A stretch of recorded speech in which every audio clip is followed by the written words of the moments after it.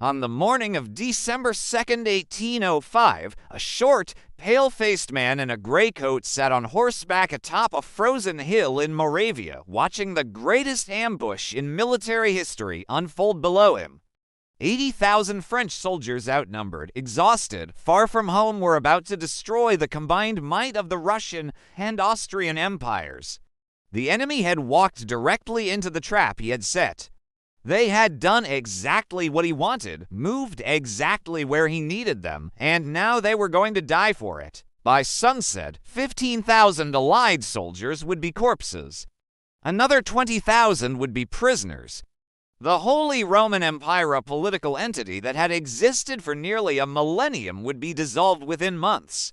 The map of Europe would be redrawn according to the will of one man. That man was Napoleon Bonaparte. He was 36 years old. In the next 10 years, he would conquer more of Europe than anyone since the Roman Caesars. He would crown himself emperor, humiliate the oldest dynasties on the continent, and build an empire stretching from the Atlantic to the gates of Moscow. He would win battles that are still studied in military academies to centuries later. He would reshape laws, borders, and the very nature of warfare, and then he would lose it all. This is the story of how one man born on a backwater island, speaking French with an accent, dismissed by aristocrats as a Corsican upstart, bent an entire continent to his will through sheer genius, relentless ambition, and an almost inhuman capacity for war. It is also the story of how that same genius, that same ambition, ultimately destroyed him. Because Napoleon Bonaparte was not just a conqueror. He was a lesson, the most expensive lesson in history, about the limits of human ambition and the price of believing you can never be stopped. Napoleon was not supposed to be French. He was born on August 15, 1769, in Ajaccio, Corsican island that had been sold by Genoa to France just 1 year earlier. His family was minor Italian nobility, his first language was Italian, and his early loyalties were to Corsican independence, not French glory. When he was sent to military school in mainland France at age 9, he was an outsider, a provincial boy with a strange accent among aristocratic sons who mocked his origins. He was poor by the standards of his classmates. He was small. He was awkward.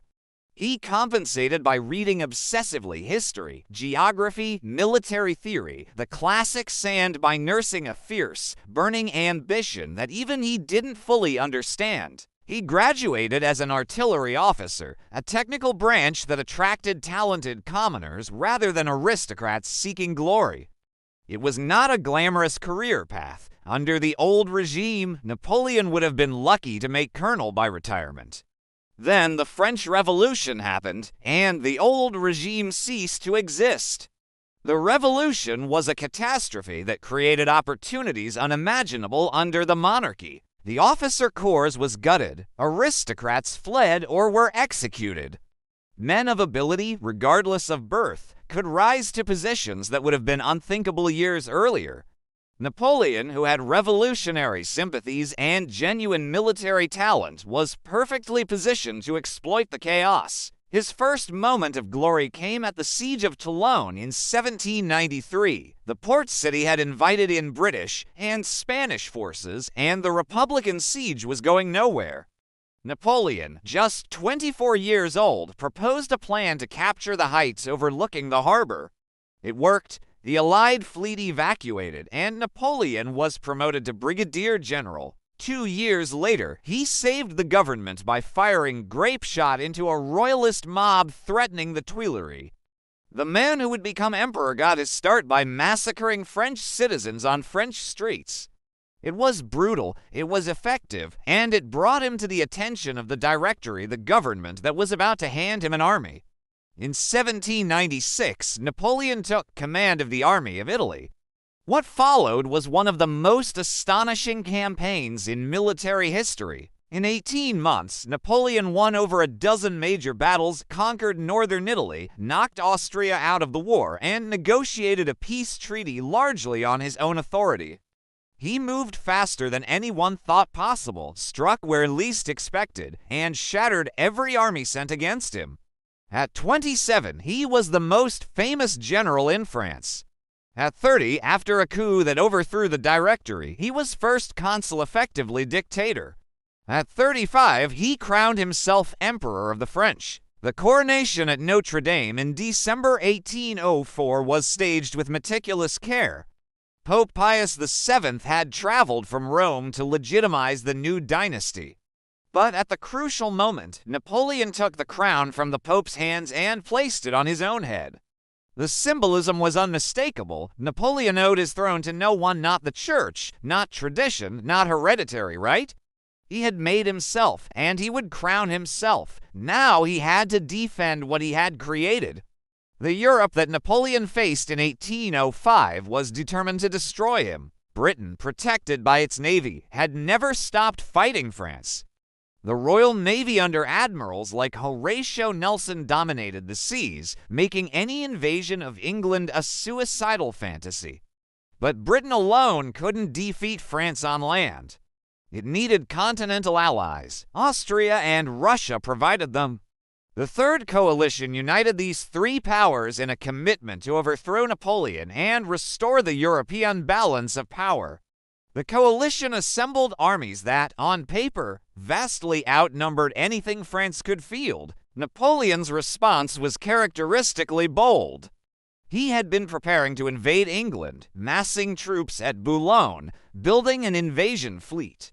When he learned that Austria was mobilizing and Russia was marching west, he pivoted instantly. In August 1805, the Grande Armée, nearly 200,000 of the finest soldiers in Europe, wheeled away from the Channel and began marching east.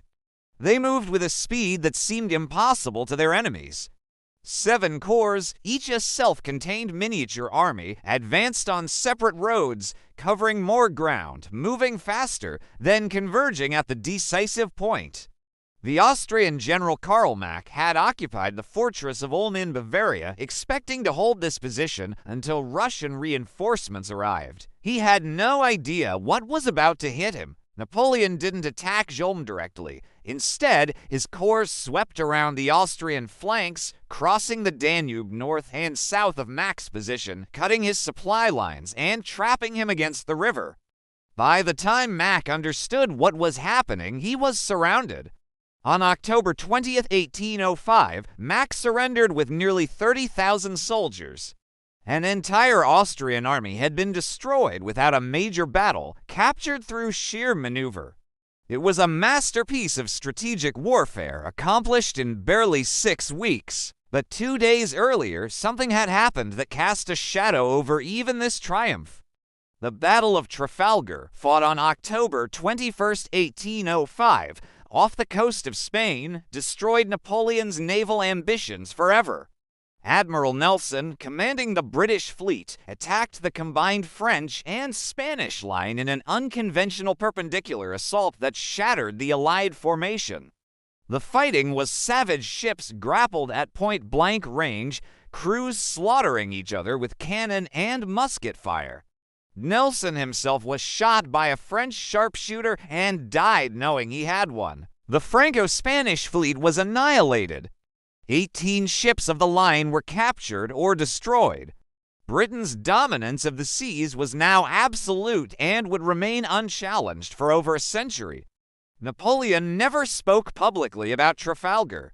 He suppressed news of the defeat, focusing French attention on the glorious victory at Ulm, but he understood what it meant. He could never invade Britain. He could never challenge the Royal Navy. His power would be limited to the continent. That continent, however, was about to learn what Napoleon could do when he focused his full attention on land warfare. After Ulm, Napoleon pushed east, occupying Vienna in November. But the Russians, under Tsar Alexander I and the elderly General Mikhail Kutuzov, had retreated rather than be caught in another trap. They were joined by surviving Austrian forces, and together they assembled an army of nearly 90,000 men near the town of Austerlitz. Napoleon had only about 73,000 soldiers available. He was outnumbered, far from his supply bases, with winter approaching. His enemies believed he was weakened, perhaps desperate. They saw an opportunity for a decisive blow. That was exactly what Napoleon wanted them to think. He deliberately weakened his right flank, posting a thin line of troops on the Pratzen Heights, a dominant terrain feature in the center of the battlefield, and spreading his remaining forces in apparently vulnerable positions. He invited the Allies to attack his right, to roll up his line, to crush him. It was a trap. On the morning of December 2nd, the first anniversary of Napoleon's coronation, the Allies attacked exactly as he had anticipated.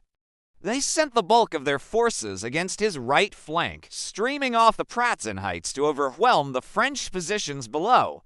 And as they descended, they exposed their center. Napoleon had hidden his main striking force behind the mist and terrain features that concealed them from Allied observation.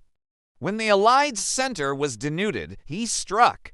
Marshal Nicholas Soult's corps surged up the Pratzen Heights, seizing the dominant ground while the Allied army was strung out and unable to respond. The battle became a slaughter. The Allied left, which had been attacking the French right, found itself cut off, surrounded, driven onto frozen ponds that French artillery shattered with cannon fire. Thousands drowned or froze. The Allied center and right collapsed in confusion. By afternoon, the coalition army was broken. The Austrians and Russians had lost over 15,000 killed and wounded, with another 12,000 captured. French losses were perhaps 9,000. Austerlitz was Napoleon's masterpiece, the battle that military theorists would study and admire for centuries.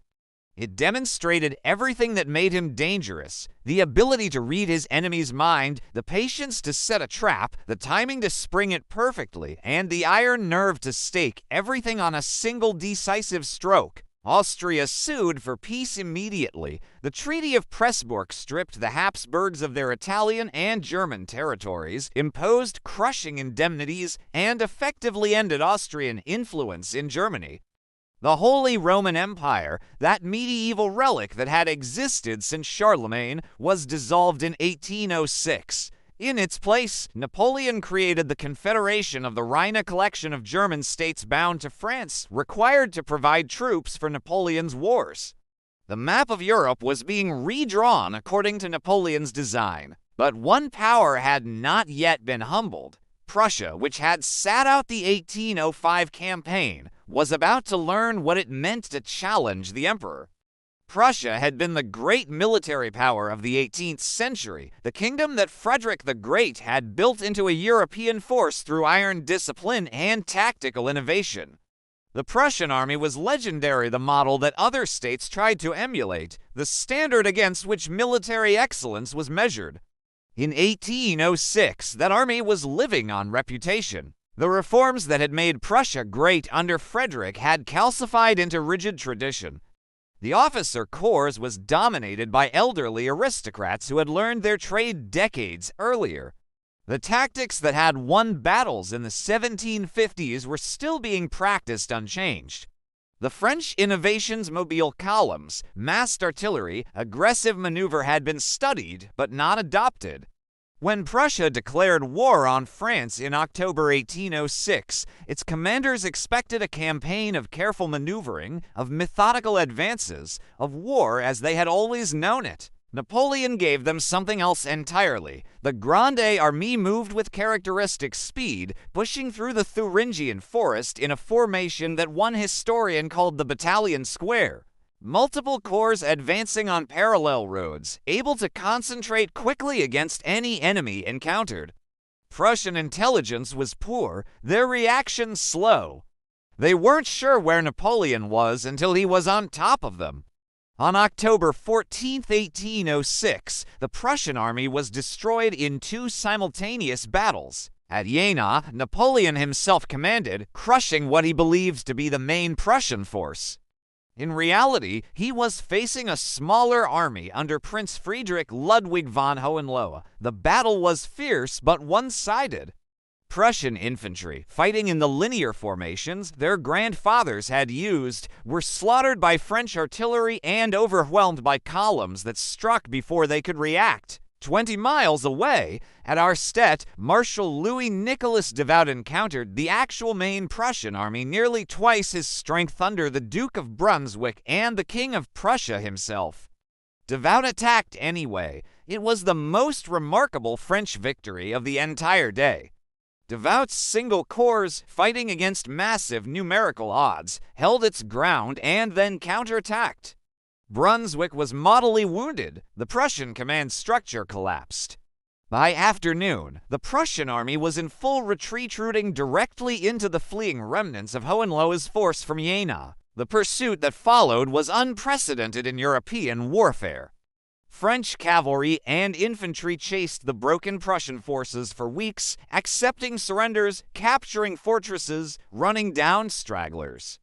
Fortress after fortress places that should have held out 4 months surrendered after token resistance, or none at all. Within 6 weeks of Jena-Auerstedt, Prussia effectively ceased to exist as a military power. Berlin was occupied. The royal family fled east. The legendary Prussian army was prisoners of war or scattered fugitives. Napoleon entered Berlin on October 27, 1806. He visited the tomb of Frederick the Great, reportedly remarking, "If he were still alive, we wouldn't be here. He wasn't wrong." The Prussia of 1806 was a shadow of Frederick's kingdom. But what Napoleon did in Prussia would ensure that a new, more dangerous Prussia would eventually rise from the ashes. For now, though, Napoleon seemed invincible. He had destroyed to great powers in 2 years. He had redrawn the map of Central Europe. His empire stretched from the Pyrenees to the Elbe. But he wasn't finished. Russia remained in the war, and Napoleon was about to push east into a frozen hell that would give him his first real taste of what resistance truly meant. The winter of 1806 to 1807 was the first time Napoleon faced an enemy who simply refused to break. After destroying Prussia, Napoleon pushed east into Poland, pursuing the Russian army under General Levin August von Bennigsen. The terrain was terrible, endless plains of mud and snow, with roads that dissolved into impassable quagmires. Supply lines stretched and broke. The Grande Armée, designed for rapid campaigns and quick victories, found itself grinding forward through a landscape that seemed designed to swallow armies. The Russians retreated, trading space for time, refusing the decisive battle that Napoleon craved. They burned villages and stripped the countryside, leaving nothing for the French to forage. It was a preview of tactics that would be used against Napoleon again, with far more devastating effect 5 years later. When battle finally came, at Eylau on February 7th to 8th, 1807, it was unlike anything Napoleon had experienced. The fighting took place in a blinding snowstorm with temperatures well below freezing. Visibility dropped to nearly nothing. Units lost contact with each other. Thousands of men froze to death in the night between the 2 days of battle. The French attacked repeatedly, but the Russians held their positions with stubborn ferocity. At one point, an entire French Corps Marshal, Pierre Augereau's the 7th Corps, marched directly into the teeth of Russian artillery, disoriented by the snow, and was annihilated. 4,000 men were killed or wounded in minutes. It was a slaughter that left Augereau's corps effectively destroyed. Napoleon threw in his cavalry reserve a massive charge of perhaps 10,000 horsemen under Marshal Joachim Murat in one of the largest cavalry actions in history. The charge bought time, disrupted Russian counterattacks, but couldn't break the enemy line. By the end of the second day, both armies were exhausted. The Russians withdrew, so technically Napoleon held the field, but this was no Austerlitz.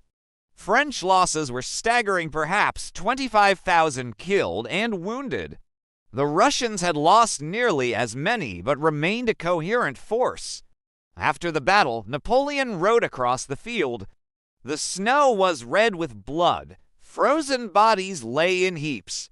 An officer who accompanied him reported that Napoleon said, "This is not war." He was right. This was something new, a grinding, attritional struggle against an enemy who wouldn't surrender no matter how many battles they lost.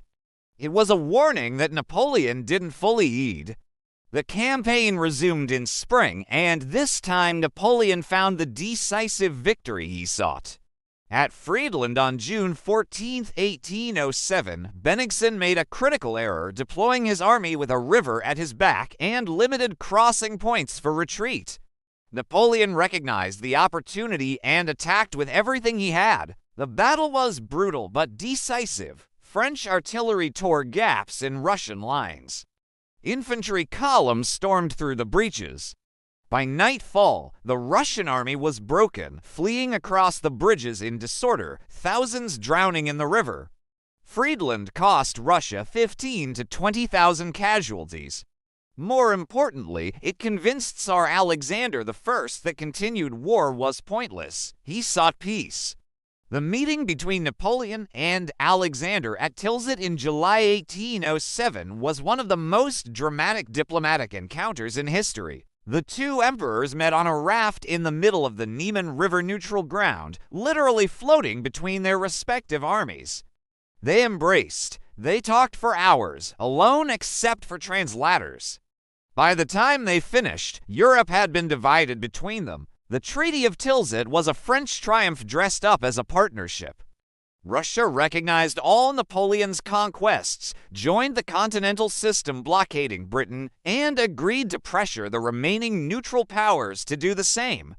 Prussia, not even consulted, was carved in half, reduced to a rump state, occupied by French troops, and forced to pay massive indemnities. Napoleon had reached the zenith of his power. From Portugal to Poland, from the North Sea to the Adriatic, Europe was under his control or allied to him. Only Britain remained at war, unconquered behind its naval walls. If Napoleon had stopped here, if he had consolidated his gains, built lasting institutions, made peace with the reality of British naval supremacy, he might have founded a dynasty that lasted centuries. But Napoleon couldn't stop. It wasn't in his nature. The continental system was Napoleon's attempt to defeat Britain without crossing the Channel. Since he couldn't invade, he would strangle. Britain's power rested on trade, on the commerce that flowed through its ports, the industries that processed raw materials, the financial systems that funded its wars. Cut off that trade, Napoleon reasoned, and Britain would be forced to make peace. The Berlin Decree of 1806 and subsequent edicts closed all European ports to British goods. Every nation under Napoleon's control or influence was required to enforce the blockade. It was economic warfare on a continental scale. The system had real effects. British exports dropped dramatically. Unemployment rose. There was genuine economic distress. But the system also had flaws that Napoleon couldn't overcome.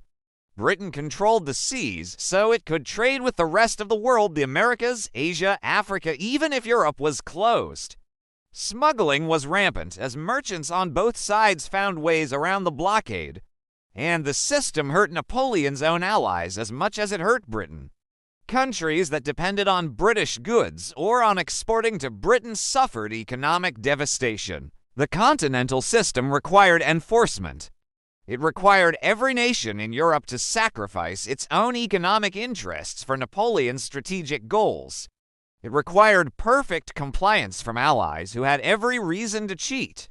Enforcing that compliance would lead Napoleon into the two disasters that would ultimately destroy him: Spain and Russia. Spain should have been a simple problem. The Spanish monarchy was weak, corrupt, and divided by factional infighting between King Charles IV and his son Ferdinand. The royal family practically begged Napoleon to intervene in their disputes. Portugal, Spain's neighbor, was violating the continental system by trading with Britain. Everything pointed toward easy conquest. In 1807, French troops marched through Spain to invade Portugal. The Portuguese royal family fled to Brazil. Lisbon was occupied. So far, so good. Then Napoleon decided to take Spain itself. In 1808, he lured the Spanish royal family to Bayonne in France, forced both Charles and Ferdinand to abdicate, and placed his own brother, Joseph Bonaparte, on the Spanish throne. It was a move of breathtaking arrogance, seizing an ancient kingdom, disposing of a dynasty, and expecting the Spanish people to simply accept it. They didn't. On May 2nd, 1808, Madrid erupted in revolt. French troops suppressed the uprising with brutal violence, mass executions that the painter Goya would immortalize in his famous paintings. But the violence only spread the rebellion. Within weeks, all of Spain was in flames. This was something Napoleon had never faced, a genuine popular uprising. His previous wars had been against governments, against armies. Defeat the army, capture the capital, dictate terms to the government. That was the formula. It had worked against Austria, against Prussia, against everyone. But the Spanish people weren't waiting for their government to tell them what to do. They fought on their own, in small bands, with whatever weapons they could find. They ambushed French patrols, assassinated French soldiers, made every road and every village a potential death trap. The Spanish called it guerrilla, a little war. It was the first modern insurgency, and Napoleon had no idea how to defeat it. The Spanish ulcer, as Napoleon later called it, would drain French resources for 6 years. At its peak, over 300,000 French troops were tied down in Spain, fighting an enemy that wouldn't stand still to be destroyed. Every time a French force crushed one insurgent band, 2 more appeared. Every time they pacified one region, another erupted. The British, seeing an opportunity, landed an army in Portugal under Sir Arthur Wellesley, later the Duke of Wellington. Protected by the impregnable lines of Torres Vedras, supplied by sea, Wellesley built a professional force that would eventually drive the French out of Spain entirely. But that would take years. In 1808 and 1809, Napoleon believed he could solve the Spanish problem quickly. He took personal command, won several battles against Spanish regular forces, and reoccupied Madrid. Then he had to leave because another crisis demanded his attention. Austria was rising again. The Austrians had been watching Napoleon's troubles in Spain with growing hope. The Habsburg Empire had been humiliated at Austerlitz, stripped of territory, forced into subservience. But Austria was still a great power, with vast resources and a large army. The reformers in Vienna had been rebuilding, modernizing, preparing for another chance. In April 1809, while Napoleon was bogged down in Spain, Austria launched a surprise offensive. Archduke Charles, the best Austrian commander, led a modernized army into Bavaria, hoping to catch the French before they could concentrate. Napoleon raced back from Spain, moving with his characteristic speed. He reorganized scattered French forces on the fly, launching counterattacks before the Austrians could consolidate their gains. Within weeks, he had pushed them back, but the Austrians were fighting better than they ever had before. The campaign's turning point came at Ospernessling on May 21st to 22nd, 1809. Napoleon attempted to cross the Danube near Vienna, but the Austrians contested the crossing fiercely. The battle was brutal, fought in villages that changed hands multiple times. Marshal Jean Lannes, one of Napoleon's most trusted commanders, was mortally wounded by a cannonball. The French were pushed back across the river. It was Napoleon's first clear tactical defeat in a major battle, the first time an enemy had forced him to retreat. The aura of invincibility was cracked. Napoleon spent the next 6 weeks preparing for a second crossing. When it came, at the Battle of Wagram on July 5 to 6, 1809, it was the largest battle of the Napoleonic Wars. To that point, over 300,000 soldiers engaged across a front of nearly 15 miles. Wagram was not an elegant victory. It was a bludgeoning match, with French forces hammering Austrian positions through sheer weight of numbers and firepower. Napoleon massed over 100 guns into a grand battery that shattered the Austrian center. The fighting was savage, the casualties enormous on both sides. But the Austrians broke first, Charles retreated, and Austria sued for peace. The Treaty of Schönbrunn stripped Austria of more territory, imposed more indemnities, and forced the Habsburgs into alliance with France. As a final humiliation, Napoleon demanded and received an Austrian princess as his new wife. Marie-Louise, daughter of Emperor Francis I, married Napoleon in 1810. The Corsican upstart was now son-in-law to the oldest dynasty in Europe. A year later, she gave him a son, styled the King of Rome. Napoleon seemed to have everything: an heir, a dynasty, an empire that stretched across Europe, every enemy defeated, every challenge overcome. It wasn't enough. The fundamental problem remained: Britain. The continental system was failing, smuggling was rampant. Russia, supposedly Napoleon's ally since Tilsit, was openly violating the blockade. Tsar Alexander had never been comfortable with the French alliance. It was to unequal, to humiliating for a power that considered itself one of Europe's great empires. By 1810, Russia had effectively abandoned the continental system. Russian ports were open to neutral shipping, which meant British goods. The entire foundation of Napoleon's anti-British strategy was crumbling. Napoleon faced a choice. He could accept reality, acknowledge that he couldn't defeat Britain economically, make peace with Russian defection, consolidate what he had. Or he could double down, force Russia back into compliance, prove that no one could defy his will. He chose to double down. Of course he did. That was who Napoleon was. Throughout 1811 and early 1812, Napoleon assembled the largest army Europe had ever seen. Over 600,000 soldiers gathered in Poland and Germany. French troops, yes, but also Poles, Italians, Germans, Dutch, Austrians, Prussians. Every satellite state, every conquered territory, every reluctant ally was required to contribute men for the coming campaign. The objective was simple: march into Russia, destroy the Russian army in a decisive battle, and force Alexander to return to the continental system. Napoleon expected the campaign to last 2 or 3 months.